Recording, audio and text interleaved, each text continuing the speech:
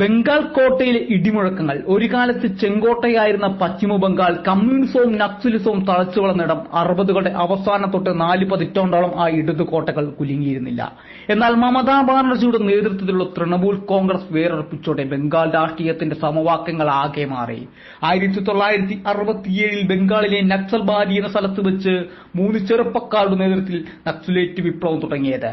ജന്മിമാരുടെ ഭൂമി പിടിച്ചെടുത്തുകൊണ്ട് കർഷകർക്ക് വിതരണം ചെയ്യുകയായിരുന്നു ലക്ഷ്യം. കോൺഗ്രസിന്റെ നേതൃത്വത്തിലുള്ള സർക്കാർ വിപ്ലവത്തെ അടിച്ചമർത്താൻ ശ്രമിച്ചു. അതോടെ ബംഗാളിൽ കോൺഗ്രസിന്റെ അടിതെറ്റി. കോൺഗ്രസിന്റെ സ്ഥാനത്ത് സിപിഎം തഴച്ചു വളർന്നു. 1971 ലോക്സഭാ തെരഞ്ഞെടുപ്പിൽ സിപിഎം 20 സീറ്റ് നേടി. ബംഗാളിലെ ഇടതു മേധാവിത്വത്തിന് അന്ത്യം കുറിക്കുന്നത് 2 സംഭവങ്ങളാണ് ഈ നൂറ്റാണ്ടിൽ ബംഗാൾ രാഷ്ട്രീയത്തിന്റെ ജാതകം തിരുത്തി. നാനോ കാർ നിർമ്മിക്കുന്നതിന് ബംഗാളിലെ സിംഗൂരിൽ ഫാക്ടറി ആരംഭിക്കാൻ ഇടതു സർക്കാർ ടാറ്റ കമ്പനിക്ക് അനുവാദം നൽകി. അത് വലിയ വിവാദമായി. കർഷകർ പ്രതിഷേധവുമായി രംഗത്തെത്തി. അന്ന് പ്രതിപക്ഷ നേതാവായിരുന്ന മമതാ ബാനർജി സമരങ്ങൾക്ക് പിന്തുണ നൽകി. 2008 ഫാക്ടറി നിർമ്മിക്കാനുള്ള നീക്കത്തിൽ നിന്ന് ടാറ്റ പിന്മാറി.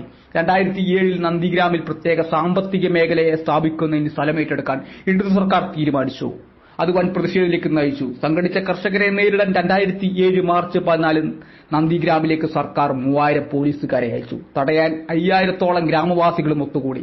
തുടർന്നുണ്ടായ വെടിവെപ്പിൽ 14 കർഷകർ കൊല്ലപ്പെട്ടു. ഈ 2 സംഭവങ്ങളോടെ സംസ്ഥാനത്തെ ജനവികാരം ഇടതു സർക്കാരിനെതിരായി എന്ന് മാത്രമല്ല, പിന്നീട് നടന്ന ലോക്സഭാ നിയമസഭാ തെരഞ്ഞെടുപ്പിലേക്ക് സിപിഎമ്മിന് തിരിച്ചുവരാനായില്ല. തൃണമൂൽ കോൺഗ്രസിന്റെ ഉദയം. 2011 നിയമസഭാ തെരഞ്ഞെടുപ്പിൽ അധികാരം പിടിച്ചെടുത്ത മമതാ ബാനർജി പിന്നീട് നടന്ന ലോക്സഭാ തെരഞ്ഞെടുപ്പിലും മികച്ച പ്രകടനം ആരംഭിച്ചു. പതിയെ സിപിഎമ്മിന്റെയും കോൺഗ്രസിന്റെയും സ്ഥാനത്ത് ബിജെപി രംഗപ്രവേശനം ചെയ്തുവെങ്കിലും തൃണമൂൽ കോൺഗ്രസിന്റെ സ്വാധീനത്തിന് ഇളക്കം തട്ടാനായില്ല. 2019 ലോക്സഭാ തെരഞ്ഞെടുപ്പിൽ ആകെയുള്ള 42 സീറ്റിൽ 18 സീറ്റ് ബിജെപി നേടി. 2021 നിയമസഭാ തെരഞ്ഞെടുപ്പിൽ അവർ നേട്ടമുണ്ടാക്കി.